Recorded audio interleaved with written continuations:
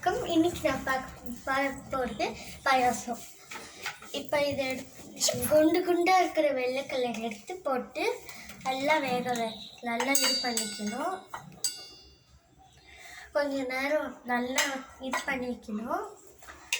அதுக்கப்புறம் கொஞ்சம் தண்ணி ஊற்றிக்கணும். அதுக்கப்புறம் கொஞ்ச நேரம் இதாகிற வரைக்கும் வெயிட் பண்ணிக்கிட்டு இருக்கணும். இப்போ நம்ம இந்த சர்க்கரை போடலாம்.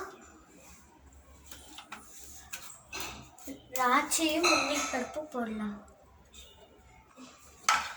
இப்போ சேமியா ஓரளவுக்கு. இப்போ வாசனைக்காக போடுறது பவுடர்.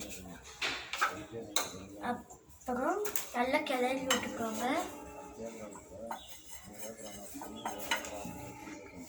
நல்லா கிளறி விட்டுக்கோங்க.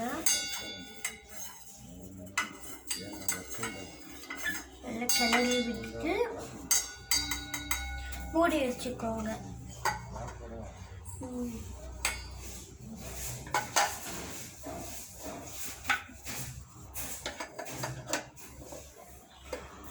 கொஞ்ச நேரம் வெயிட் பண்ணணும், 10 நிமிஷம்.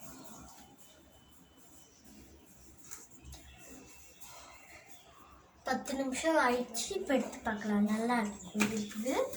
இப்போ ஸ்டவ்வை ஆஃப் பண்ணிவிட்டு எடுத்து டேஸ்ட் பண்ணி பார்க்கணும்.